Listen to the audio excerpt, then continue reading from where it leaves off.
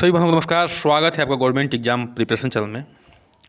जैसा कि आप लोगों को पता है, हम लोग का 95% कोर्स जो है इंड हो चुका है, समाप्त हो चुका है और हम लोग आगे बढ़ने वाले हैं 100% की तरफ। अध्याय 17 बचा हुआ है, सिर्फ अध्याय 17 जिसका नाम है रोग, जिसमें बहुत सारे रोगों के बारे में हम लोग जानेंगे। बुखार, डिप्थीरिया, काली खांसी, टिटनेस, पोलियो, माइलाइटिस, खसरा, तपेदिक, chicken pox, hepatitis, malaria, dengue, typhoid, दस्त, कृमि संक्रमण, एनीमिया, कारण, लक्षण, बचाव और इलाज। ठीक है, उसी चैप्टर को हम लोग जो है क्वेश्चन के माध्यम से थोड़ा देख लेते हैं। थ्योरी पार्ट चलता रहेगा यूथ पब्लिकेशन बुक से।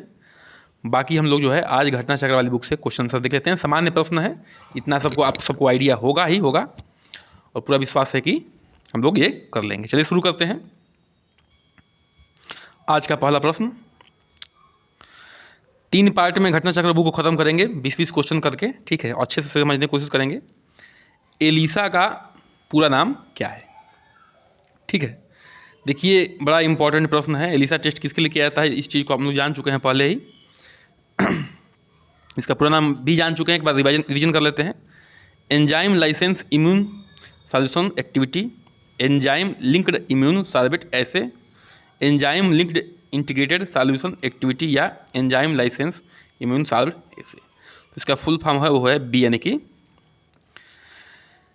एंजाइम लिंक्ड इम्यून सॉर्बेट ऐसे। ठीक है, इसका फुल फॉर्म है। ये टेस्ट किसके लिए किया जाता है? एड्स की जांच के लिए किया जाता है कि आपके अंदर HIV आप पॉजिटिव हैं कि नहीं है, उसके लिए टेस्ट किया जाता है। इस टेस्ट का जो है नाम एलिसा टेस्ट है। फुल फॉर्म याद कर लीजिएगा, किसके लिए होता है ये भी जान लीजिएगा। ठीक है, आगे बढ़ते हैं, क्वेश्चन संख्या 2 पे आते हैं। मरीज को अस्पताल में रहते हुए अस्पताल से होने वाला संक्रमण कहलाता है। कोई मरीज अगर अस्पताल में भर्ती है तो वहाँ से अगर कोई संक्रमण होता है तो उस संक्रमण को क्या कहते हैं? ठीक है, लोकलाइंड संक्रमण, लोकलाइज संक्रमण या नोजोकोमियल संक्रमण, द्वितीय संक्रमण या पुनः संक्रमण। तो जो दूसरा है उसका उत्तर हो जाएगा बी, यानी कि नोजोकोमियल संक्रमण। देखिए, मरीज को अस्पताल में रहते हुए अस्पताल से होने वाला संक्रमण जो है नोजोकोमियल संक्रमण या नोजोकोमियल इन्फेक्शन कहलाता है। ठीक है, कोई मरीज अस्पताल में भर्ती है, वहाँ उसके कोई पड़ोसी को संक्रमण होने वाली बीमारी है और उससे हो जाता है तो उसको कहते हैं नोजोकोमियल संक्रमण। ठीक है, आगे बढ़ते हैं, क्वेश्चन संख्या 3 पे आते हैं। जब एंटीबॉडी संक्रमित शरीर के अंदर बनते हैं तो इसे क्या कहते हैं? ठीक है, अब देखिए, जब एंटीबॉडी जो है संक्रमित शरीर के अंदर बनने लगते हैं तो उसे क्या कहते हैं? पैसिव रोग प्रतिरोधक क्षमता कहते हैं, एक्टिव रोग प्रतिरोधक क्षमता कहते हैं, ये अभी दोनों या उपयुक्त में से कोई नहीं। तो उसका उत्तर हो जाएगा 3 का हो जाएगा बी, एक्टिव रोग प्रतिरोधक क्षमता। पिछले चैप्टर में इसको हम लोग पढ़ चुके थे।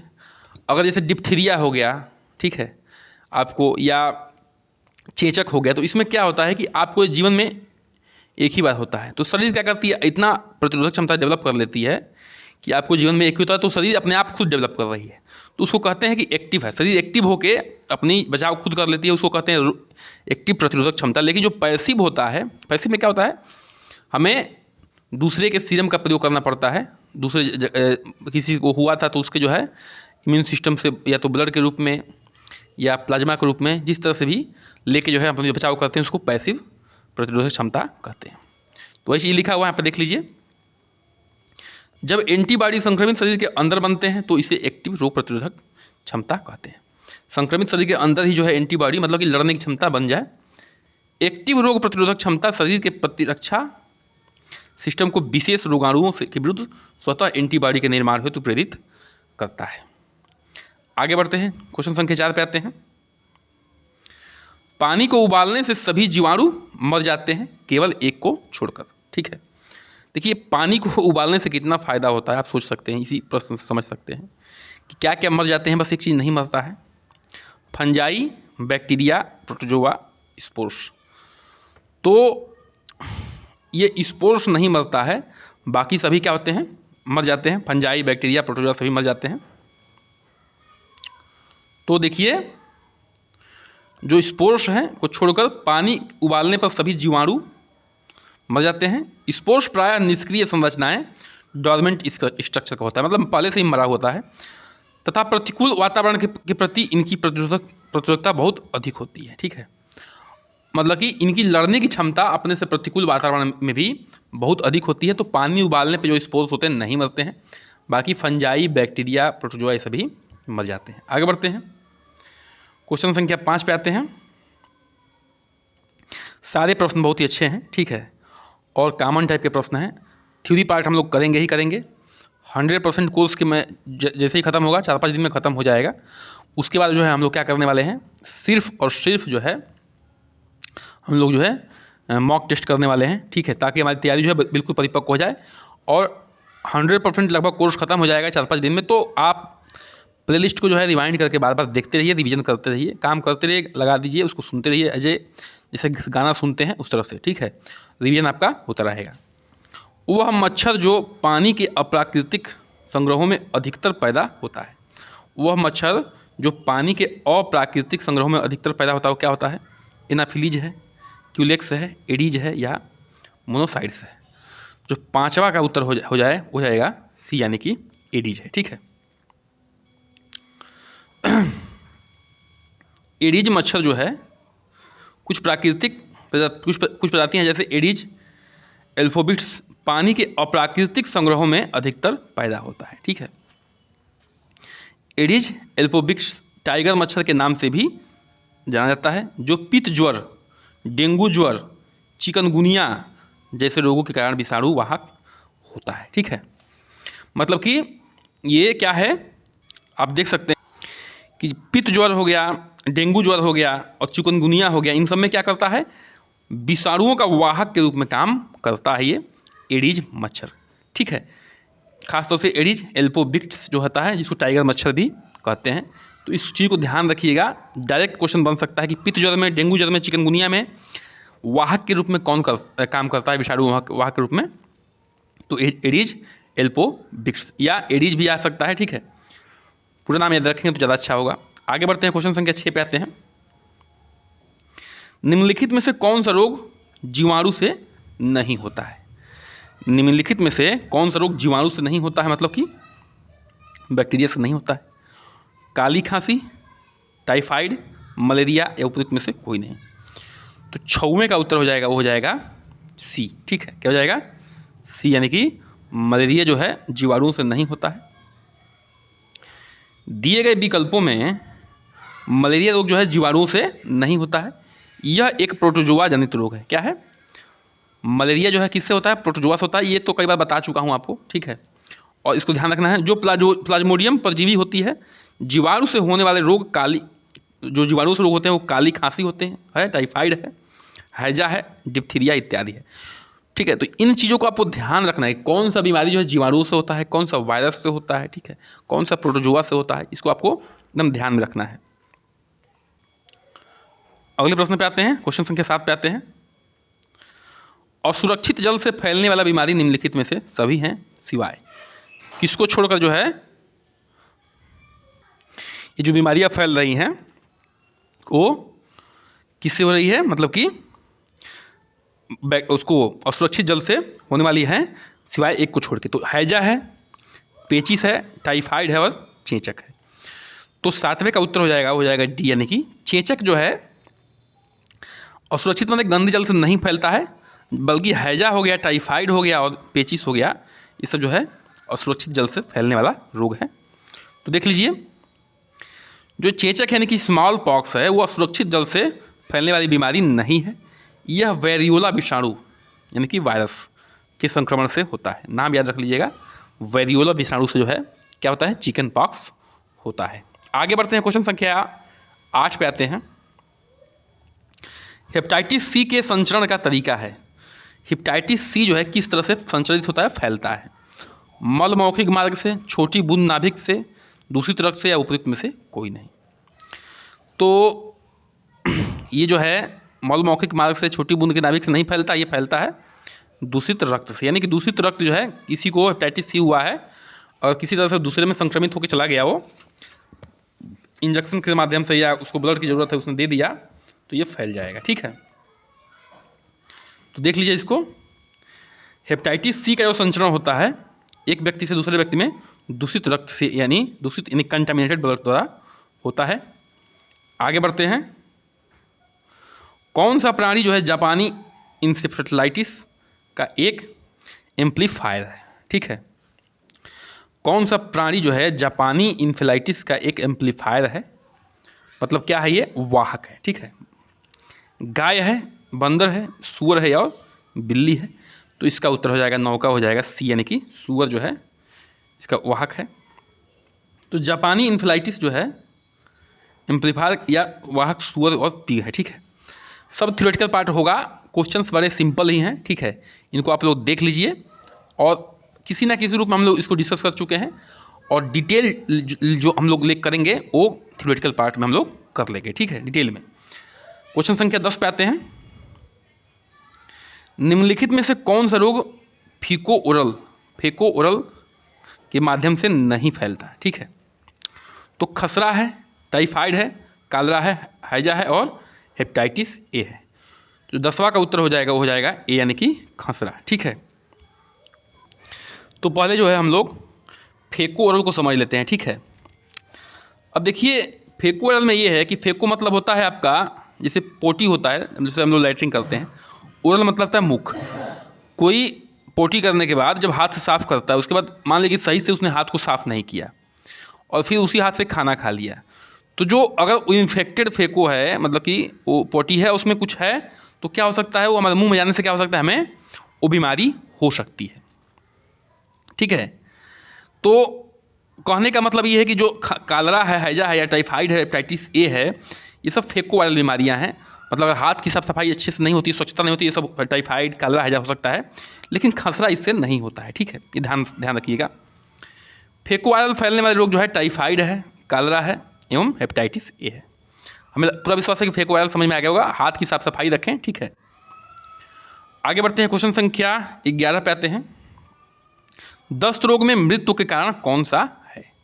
जब दस्त होने लगता है, बहुत ज़्यादा पोटी होने लगती है पतली वाली, उस रोग में मृत्यु का कारण क्या है? उल्टी है, पेट में दर्द है, निर्जलीकरण है या सुस्ती है। तो उसका उत्तर हो जाएगा 11 का सी, यानी कि निर्जलीकरण का मतलब होता है कि शरीर से जल निकल जाना। ठीक है, शरीर पूरा क्या होता है, शरीर से पूरा जल निकल जाता है। निर्जलीकरण का ही मतलब होता है। दस्त रोग में मृत्यु का मुख्य कारण जो है निर्जलीकरण है। क्या है? निर्जलीकरण, शरीर से जल निकल जाता है। विशेष रूप से शिशुओं और छोटे बच्चों, कुपोषित और कमजोर प्रतिरोधक क्षमता वाले लोगों में ये होता है। ठीक है, तो छोटे बच्चे हैं, कुपोषित बच्चे हैं, कमजोर प्रतिरोधक क्षमता वाले बच्चे हैं, जिनको रोग से लड़ने की क्षमता कम है, शरीर से पानी निकल जाने के बाद उनके मृत्यु तक हो जाती है। ठीक है, डायरिया रोग 5 वर्ष से कम आयु के बच्चों में मौत के विश्व स्तर पर एक प्रमुख कारण बन गया है। ठीक है, कारण है तो जो डायरिया होता है जिसमें पतली लैट्रिन होती है, तो निर्जलीकरण हो जाता है। बच्चे जो है मतलब कि 5 वर्ष से खासतौर से नीचे बच्चे बहुत अधिक मात्रा में इससे मर रहे हैं। आगे बढ़ते हैं। क्वेश्चन संख्या 12 पे आते हैं। बीसीजी का वैक्सीन जो लगता है, इंजेक्शन किस प्रकार लगाया जाता है? ठीक है, तो हमने टीका के बारे में पढ़ चुके थे। तो इंट्राडर्मल है, सब्स्क्यूटस है, इंट्रामस्कुलर है। इंट्रामस्कुलर मतलब कि मांस में लगेगा, इंट्रावेनल मतलब कि इन नसों में लगेगा, इंट्राडर्मल मतलब कि चमड़े में लगेगा। ठीक है, चमड़े के कई लेयर होते हैं, उनके 2 लेयरों के बीच में लग जाता है। तो बीसीजी का टीका जो लगता है वो इंट्राडर्मल होता है, चमड़े में ही लगता है। ठीक है, तो बीसीजी वैक्सीन का इंजेक्शन जो होता है इंट्राडर्मल लगाया जाता है। बीसीजी का पूरा नाम क्या है? वैसिल कैलमेट गुएरिन। मत पूछिएगा, कई बार बता चुका हूँ। वैसिल्स कैलमेट गुएरिन, जो मुख्यतः जो है एचमा यानी कि टीबी के कारण टीबी की रोकथाम के लिए क्या किया जाता है? प्रयोग किया जाता है। ठीक है, आगे बढ़ते हैं। क्वेश्चन संख्या 13 पे आते हैं। कोपिल स्पॉट किस बीमारी को में देखने को मिलता है? ठीक है, कोपिल स्पॉट किस बीमारी में मिलता है? देखिए, मान लीजिए कि मुख है, तो मुख में जो है दाने दाने टाइप के हो जाएंगे, छाले टाइप के हो जाएंगे, उसी को कोपिल स्पॉट कहते हैं। तो किस बीमारी में देखने को मिलता है? छोटी माता यानी कि चिकन पॉक्स में, मम्स में, खसरा में या पोलियो में। जो 13 है उसका उत्तर हो जाएगा सी, यानी कि खसरा में जो है ये देखने को मिलता है, मुंह के अंदर। कोपिल जो होता है, कोपिल स्पॉट खसरा के बीमारी को में देखने को मिलते हैं। गाल, मुंह के अंदरूनी हिस्से में लाल सतह पर नीले और सफ़ेद केंद्रों के साथ साथ छोटे छोटे सफ़ेद दाग का को कोपिल स्पॉट कहते हैं। ठीक है, मुंह में जो है, मुंह के अंदरूनी भाग में नीले सफ़ेद केंद्र के साथ छोटे छोटे सफ़ेद दाग बन जाते हैं, उसको कोपिल स्पॉट कहते हैं। आगे बढ़ते हैं, क्वेश्चन संख्या 14 पे आते हैं। निम्नलिखित में से कौन सा लक्षण जो है डेंगू बीमारी का नहीं है? डेंगू बीमारी के लक्षण पूछ रहे हैं ये, तो इनमें से कौन सा नहीं है? तेज बुखार, हल्का बुखार, आँखों में दर्द, जोड़ों में दर्द। तो जो इसका उत्तर हो जाएगा 14 का हो जाएगा आपका बी, यानी कि हल्का बुखार। देखिए इसमें हल्का बुखार नहीं आता है, बहुत तेज बुखार आता है। ठीक है, ये दिया हुआ है डेंगू वाले में। तो जब डेंगू हो जाता है तो डेंगू जो बुखार होता है वो डेंगू वायरस के कारण होने वाला बीमारी है। यह प्रायः एडीज मच्छर के काटने से होता है। इसके प्रमुख लक्षण जो है आँखों में दर्द होता है, ठंड लगना होता है, भूख नहीं लगता है, उल्टी होती है, मिचली आती है, जोड़ों में दर्द होता है, मांसपेशियों में दर्द होता है और तेज बुखार आदि आता है। ठीक है, तो ये सब होता है, समस्याएं सब रहती हैं। कम बुखार नहीं होता है, बहुत तेज बुखार होता है, ध्यान रखना। हल्का बुखार नहीं होता है इसमें। वीवीएम का फुल फॉर्म क्या है बताइए? ठीक है, इसमें आपसे पूछा जाता है कि वीवीएम का फुल फॉर्म क्या है? तो vaccine viability monitor, vaccine vial monitor, vaccine verification monitor या वायरल वायबिलिटी मॉनिटर। जो 15 है उसका उत्तर हो जाएगा बी, यानी कि वैक्सीन वायल मॉनिटर। ठीक है, इसका फुल फॉर्म है, इंपॉर्टेंट टर्म है, याद कर लीजिएगा। क्वेश्चन संख्या 16 पे आते हैं। किसी वस्तु सतह को कोरोना वायरस ध्यान रखिएगा, कोरोना वायरस, ठीक है, से संक्रमण मुक्त डिकंटामिनेट करने के लिए किस रासायनिक पदार्थ का प्रयोग किया जाता है? ठीक है, कोरोना वायरस में से कोई संक्रमित वस्तु है तो उसको जो है कोरोना वायरस को वहाँ ख़त्म करने के लिए किस रासायनिक पदार्थ खत्म करेंगे, प्रयोग करेंगे? फार्मल्डिहाइड का, मेथनॉल का, ग्लूटाल्डिहाइड का या सोडियम हाइपोक्लोराइड का। तो इसका उत्तर हो जाएगा 16 का हो जाएगा डी, यानी कि सोडियम हाइपोक्लोराइड का प्रयोग करेंगे। देखिए सॉरी किसी वस्तु सतह को कोरोना वायरस के संक्रमण से मुक्त करने के लिए सोडियम हाइपोक्लोराइड रासायनिक पदार्थ का प्रयोग करेंगे। बहुत इम्पॉर्टेंट ये रासायनिक पदार्थ है, क्योंकि कोरोना इस समय चल भी रहा है, बहुत पहले तो अति मचा दिया था। ठीक है, तो इसको जानना बहुत ज़रूरी है। ये कॉमन सा प्रश्न है, लेकिन आने की संभावना पूरा है। आगे बढ़ते हैं, क्वेश्चन संख्या 17 पे आते हैं।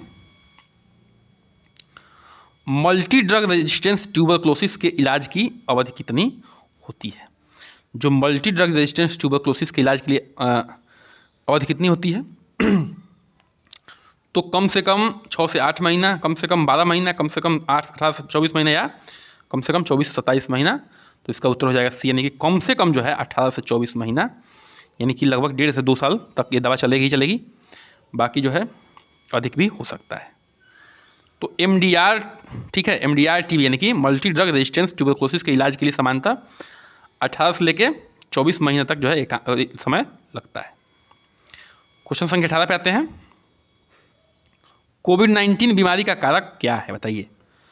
तो इसको तो आसानी से बता सकते हैं कि बैक्टीरिया है कि वायरस है कि फंगस है कि प्रोटोजोआ है। तो कोरोना वायरस जो है कोई भी बता सकता है, एक बिना पढ़ा लिखा आदमी भी।